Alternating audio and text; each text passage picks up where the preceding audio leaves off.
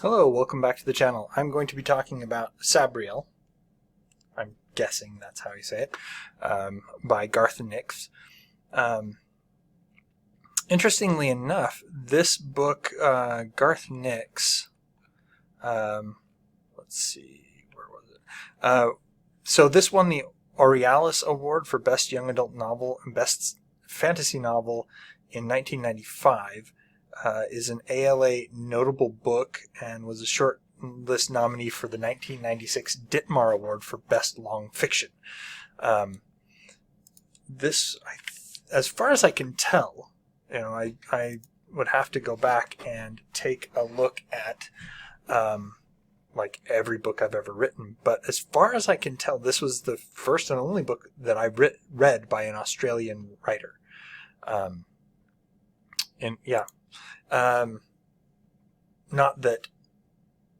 Not to throw shade on the Australian writers, just this is the first one that I can think of.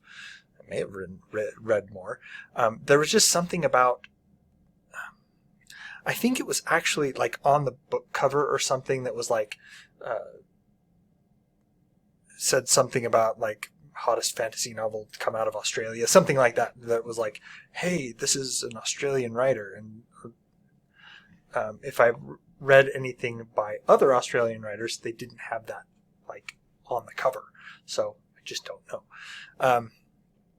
Anyway, so Sabriel is a girl who lives in a world that's kind of, it's a split in two.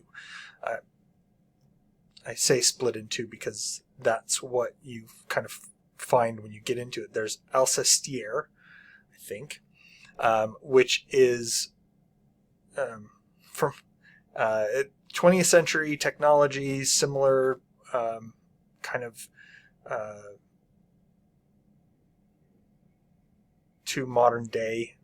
And then it's in the south, and then you have the Old Kingdom, which is in the north. Now, the Old Kingdom is magic and everything. It's got two kinds of magic: charter magic and free magic. So you could think of like, they think they call it like wild magic in other systems and stuff. But anyway, Sabriel, she's living in Ancelstier. Yeah, something like that. And she's going to school. And you find out pretty early on that she has some strange abilities. She basically raises a rabbit from the dead in her boarding school. And later, this zombie basically comes into the dormitory. And while all the other girls are freaking out, she realizes that it's a messenger sent to talk to her. Now, the reason for this is her father is called the Abhorsen. He is a necromancer whose job it is to make sure that dead things stay dead. And he has basically been, has sent his daughter to be educated in things. You assume to take over the job from him later, but sent to this more technologically advanced country to learn about science and all that other stuff. And he is back home. Well, this messenger zombie that comes to her is basically sent from her father. Now, her father is trapped. Her father is trying to make sure that this particular necromancer who was defeated in the past stays defeated and stays dead. But things are going all haywire because her father is trapped. And so she kind of has to take over for him to try to figure out what's going on and how to fix it. So she leaves her school and goes back across to the Old Kingdom because of all the stuff that's going on.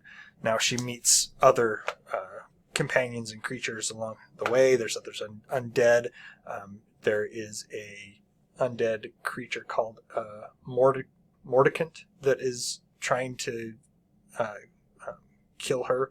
Her father has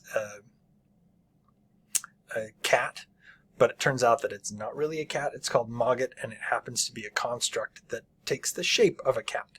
It has a very powerful binding spell that keeps it in that form and keeps it from running loose.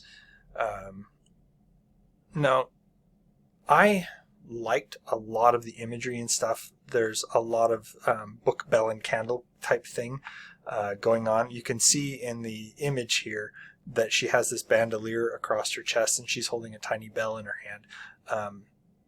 There's a lot of symbolism with the bells because she uses those bells to control the undead, to help her. I don't know if cast spells is really the right term for it, but I very much enjoyed the book. There were a couple places where it felt to me that the writing got a little bit muddy, and things were not quite as clear as they could be. The other thing that was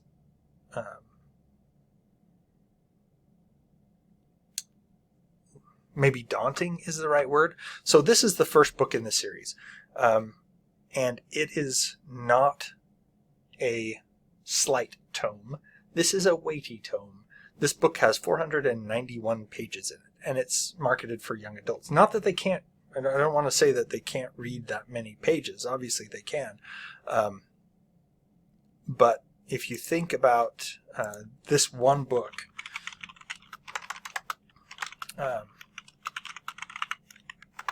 trying to see if there's something I can compare it to real quick.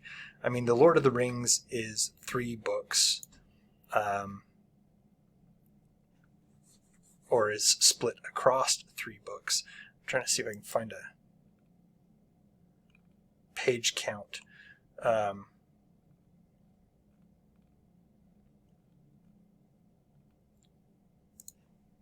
For The Lord of the Rings. Let's see. 1,216 pages is The Lord of the Rings. So this book at 491 pages is almost half. Not quite. It's got another 100 or so pages to be half of a 3-volume trilogy. And the other 3 books in the series, let's see. The other 3 books in the series, the next book has 720 pages, and the last book in the series has 528 pages. So these are very, I liked them. I very much liked the books, the imagery, the visuals. Death is described as having gates, and as long as you are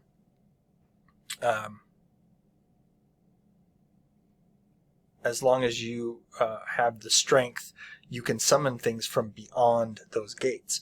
And there are 7 bells that she wears, and each one reaches back further behind a different gate into death. And so there's, like I said, it's very good, a lot of imagery, but maybe slightly too hefty, maybe, but still good. Let me know if you've read this. Like, share, subscribe, all that other stuff. Put the bell on so you get notified when I release new videos. Comment, as always, down below. Let me know what your thoughts on the book were. Have you read this one? Is this something that is interesting to you? And until next time, enjoy what you're reading.